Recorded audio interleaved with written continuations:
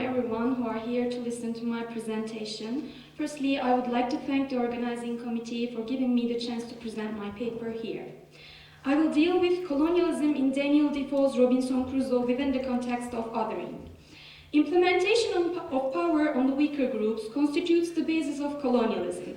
Throughout history, the more powerful groups have claimed their superiority over the weaker ones and tried to impose their own cultures upon the marginalized groups seen as the other. Othering is a concept which is so broad in its scope that it is possible to observe and analyze it in various subjects. As literature is one of the means through which ideologies can be expressed, in this paper, Robinson Crusoe will be analyzed as a novel in which the concept of colonialism is represented within the frame of othering. The protagonist Robinson Crusoe, a Westerner, meets Friday, a black and thus a savage for Crusoe, and he tries to shape Friday according to his own benefits. According to Edward Said, othering is a term which refers to the act of emphasizing the perceived weaknesses of marginalized groups as a way of stressing the alleged strength of those in positions of power. This statement springs to life in the novel. The protagonist Robinson Crusoe is the prototype of the ethnocentric colonizer, and Friday represents the other and the marginalized groups suppressed by the more powerful groups throughout history. In the novel, Robinson Crusoe is portrayed as a character through which the question of how to become a colonizer finds its answer. As a man who belongs to the middle class, his wish to go to sea shows a typical colonizer's attitude, the wish to explore uncharted lands. On his voyage, in the places Robinson Crusoe goes, he experiences what colonial exploitation is. When his ship is captured by the pirates, and when he becomes slave to a Moor, the pirates are the masters and he is the other. And this shows that he knows how it feels to be inferior to a superior power, and by experiencing this inferiority, he learns the ways to become powerful himself. His power becomes more visible when he escapes from the Moor and when he takes Shuri with himself. As he is black and of another religion, Robinson Crusoe regards Shuri as a slave for himself, calling him the foolish boy. However, it is clear from the novel that Crusoe always makes use of Shuri's knowledge because he was his better counselor. But at the end, the fact that he gives Shuri to the captain on condition that he becomes a Christian shows that he is no more than a commodity for Crusoe. This is the first sign of cultural imperialism in the novel, that is, imposing another identity on the black boy. So, it will not be wrong to say that Crusoe begins to be a master as soon as his slavery has an end. After his escape, his gaining some wealth in Brazil awakens the wish to go to the sea again in Crusoe, but this time for slave trade. Like a typical colonizer, the more Crusoe gains, the more he demands, which shows that he is enslaved by his greed day by day. As Said argues, Robinson Crusoe is virtually unthinkable without the colonizing mission that permits him to create a new world of his own in the distant reaches of the African, Pacific, and Atlantic wilderness. As he says for his voyage, his representation as a colonizer becomes more clear.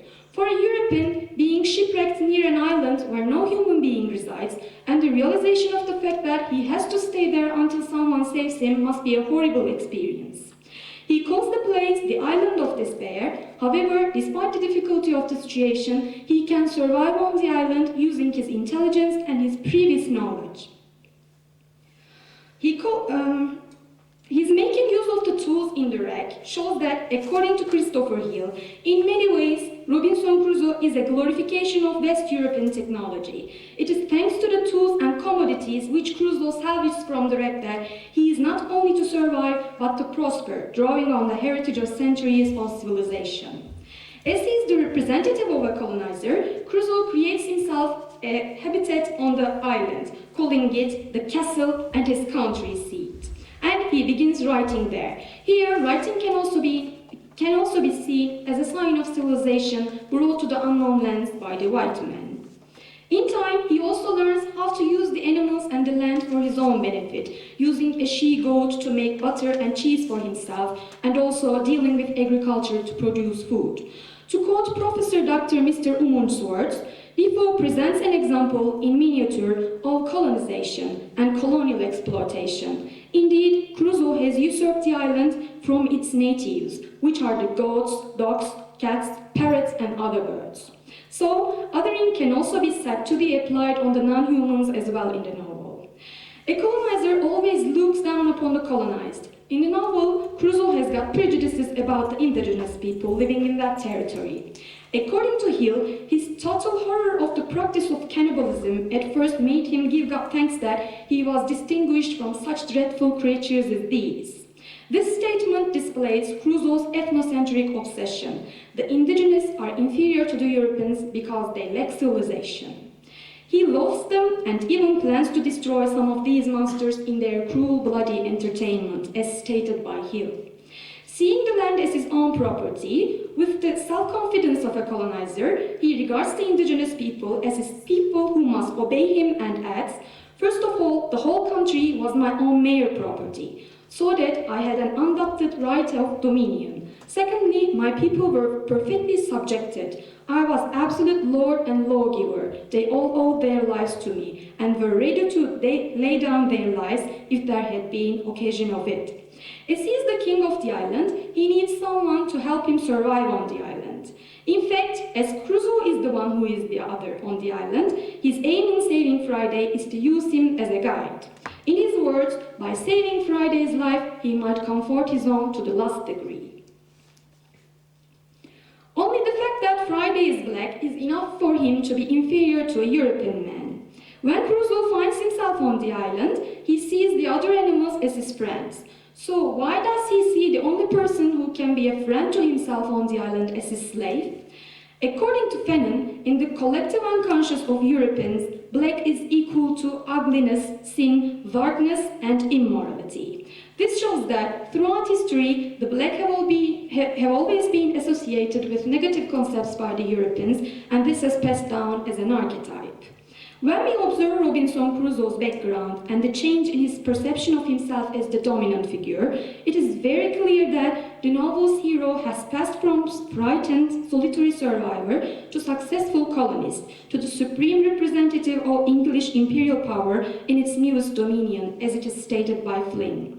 From the time Crusoe encounters Friday to the end of their stay on the island, the cultural imperialism Crusoe applies on Friday is the most significant issue in displaying how the former regards the latter as the other. Robinson Crusoe refers to Friday as my savage. The use of the possessive and intimate my is problematic here, objectifying Friday and making him the other. In colonial cultures, always the powerful groups do the naming. He is giving Friday a European name, which refers to the day he is saved, shows how much Crusoe regards himself as a savior, and likewise he wants to be called the master. As an example of imperial ideology Crusoe is equipped with, he wants Friday to look like a European, as the Europeans are the superior race, and he is successful in giving many European features to Friday. He always talks about his own country and civilization with a try of making Friday accept and admire their superiority and try to be like them, despite the fact that he cannot be one. In imperial ideology, changing the religion and language of an inferior group is the main aim. Regardless of Friday's own pagan belief based on the worship of Benamuki, Crusoe imposes Christianity on Friday, believing he has opened his eyes. Regarding the language issue, it is said by Somerville that Crusoe also secures Friday's obedience by teaching his slave only a few words of English relating to daily island life and Christian morals, denying Friday a voice of his own. Similarly, it is seen that Crusoe decides what the other will eat. As Crusoe is against cannibalism, he teaches Friday what to eat. He teaches him to eat the things they produce and tells Friday to teach his own people too. So, this indicates that he is not only after changing Friday, but the culture of a tribe as a colonizer. According to Hill, Crusoe brings to the island capital and technical skills, but until Friday appears, he lacks labor power to develop these to the best advantage. As Friday is a slave for Robinson Crusoe, he makes Friday do all the work for him. He constantly uses the words make, bid, and order. But he's never content with the work he does, uttering the words, do exactly as you see me do, failing nothing. This condition displays the narcissist attitude of the European and the colonizer, who always boasts about his glorious position and looking down on the despicable one of the colonized, as Memi states. Crusoe makes Friday bound to himself. Friday's kneeling by Crusoe's foot seems to be as a token of swearing to be his slave forever. The fact that Friday becomes a faithful servant shows how successful Robinson Crusoe has become in his colonialist othering and cultural impositions. It was so pleasant to have a servant that he is afraid of losing Friday's love and his tribe. However, he loves Friday only on condition that he is submissive, he does whatever he is told, and he is away from his own people to be Crusoe's slave. Crusoe succeeds in being the subject, the master, as Umunch states, through force, instruction, missionary work, cultural dissemination, and rule of justice. As Defoe portrays a Friday who doesn't have a strong idea of identity, it's not difficult for Crusoe to turn Friday into a man according to his own ways. Colonialism is based on the idea that the powerful groups always have the authority to change what they do not like with the weaker groups. Here, in this case, as Friday is the weak one, he accepts the fact that Robinson Crusoe is the full authority in changing whatever he likes in Friday. As Fanon argues, the feeling of inferiority of the colonizer is the correlative to Europeans' feeling of superiority. The more Crusoe makes Friday the other, the more Friday tries to be like him. And as Robinson Crusoe notices the weakness of Friday, he gets more powerful as a colonizer. It's not easy for a human being to change his religion and the language he uses. However, Crusoe is so convincing and makes Friday feel so inferior that Friday becomes what Crusoe wants. According to M. S. Cesar, colonization is thingification. In time, the colonized has no mere identity of its own and is made to adopt another identity. The fact that Friday calls his own people as the wild man shows that he accepts his people are inferior and uncivilized, and he begins to other his own people too. He believes that the colonizer helps his tribe to be better people. In this case, it is quite clear that the othered part does not feel constrained of being othered. Friday is not only ready to sacrifice himself for Robinson Crusoe, however, but also Crusoe's impositions are so powerful that he doesn't hesitate to kill the indigenous people on the land. This is a very specific example of imperialism lying beneath the novel. The other part becomes completely subsidiary to the colonizer and does whatever the latter wants.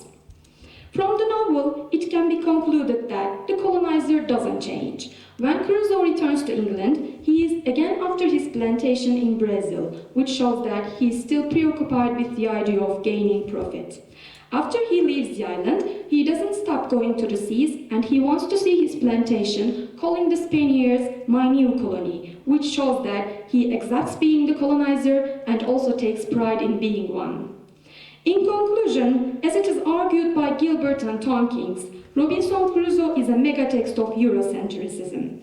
In the novel, the representation of the European as the superior power and the indigenous as the other is quite clearly explicit. The European, that is Crusoe, believing to be the superpower, underrates the other and gives him another identity. Because if the colonizer cannot lick the colonized into a shape according to his own wish, as Memi states, for the colonizer, the colonized is nobody. That's the end of my paper. Thank you for your kind patience.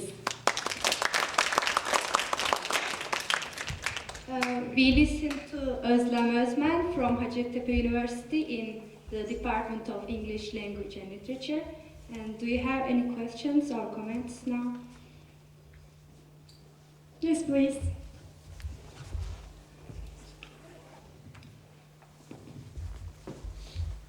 Okay, before asking my question, let it be known that last time I've read Robinson Crusoe, I was just a little child, and it was a horrifyingly summarized version of it.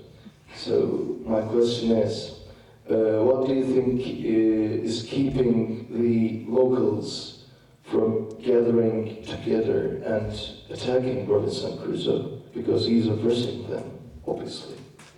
The other people, as far as I remember, are not aware that Robinson Crusoe lives there.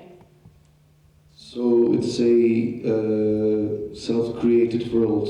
A world Robinson Crusoe creates for himself, and he, as he says, he is the master of it, and he has the full dominion of it.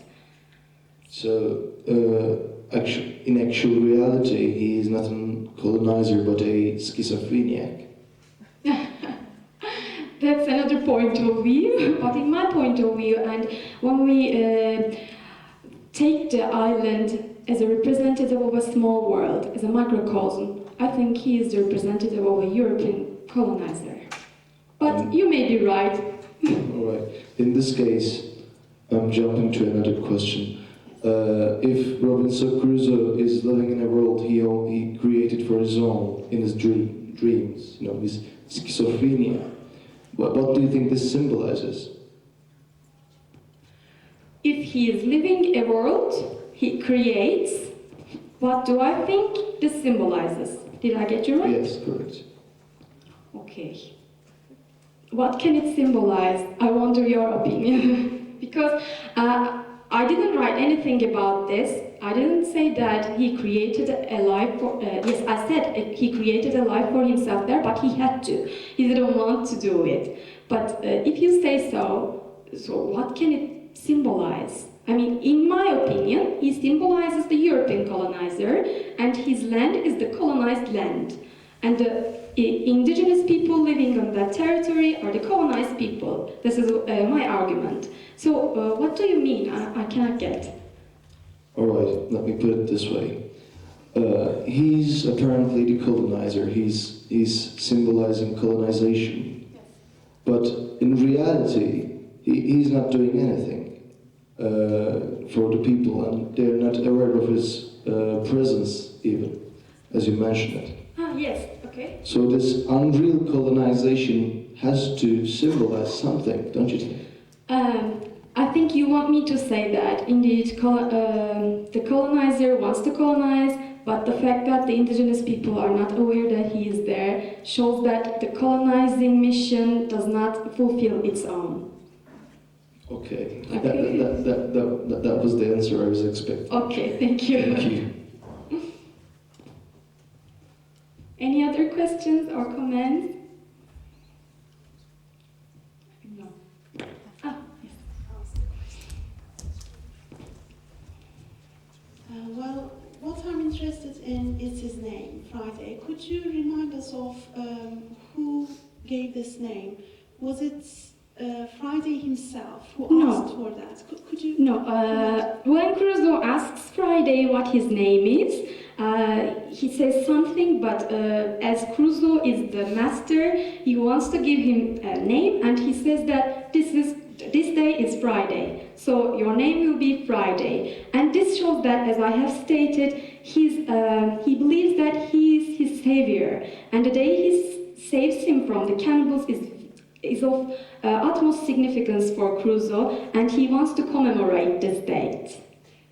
This is what I try to get at, actually, in colonial and post-colonial texts.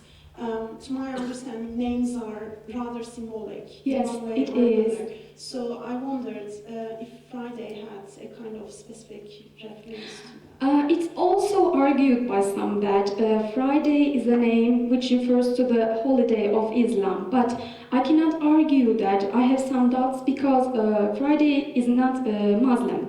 He has a pagan belief, as I said, based on the belief of Benamuki, so maybe Crusoe is not trying to underestimate the holiday for the Muslim. Okay? Thank you. Okay, any other?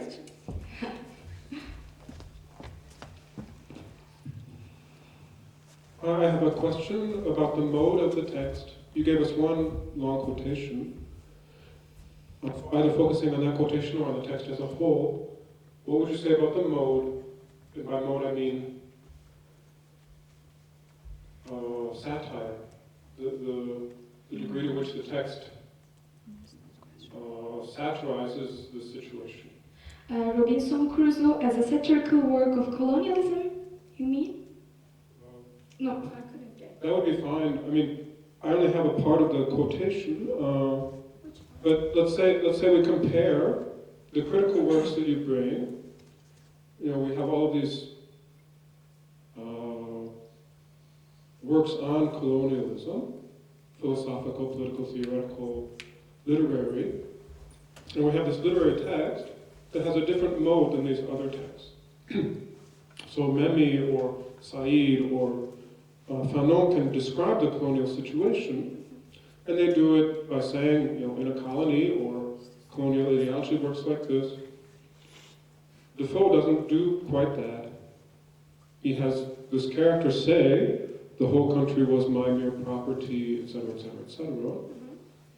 And I'm not quite sure how to define satire, but the text seems to satirize or represent something that's not quite actual situation.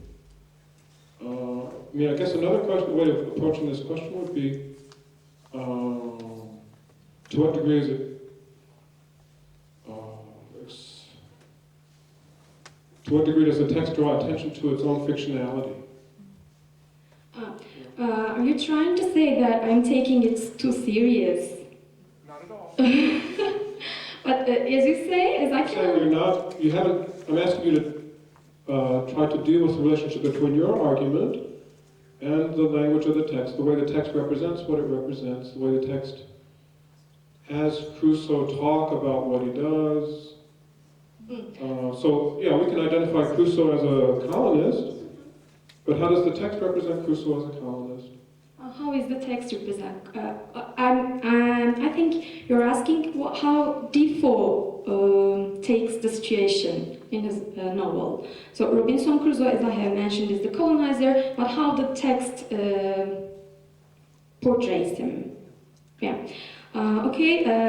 Through the words Robinson Crusoe uses, I can understand that he represents the colonist power. And as Defoe is the author of this novel, he makes him utter these words. However, there's also the fact that Robinson Crusoe writes his journal, and Robinson Crusoe as a novel also embodies itself the journal as well. So I cannot say that the novel is totally written by Defoe, but it has some parts written by Crusoe himself, the character Crusoe himself. Yeah. Okay. Yeah, we can talk later. Okay, this I'm very glad. And any other questions? Okay, if you don't have any other questions, I want to thank Özlem and to you. Thank you.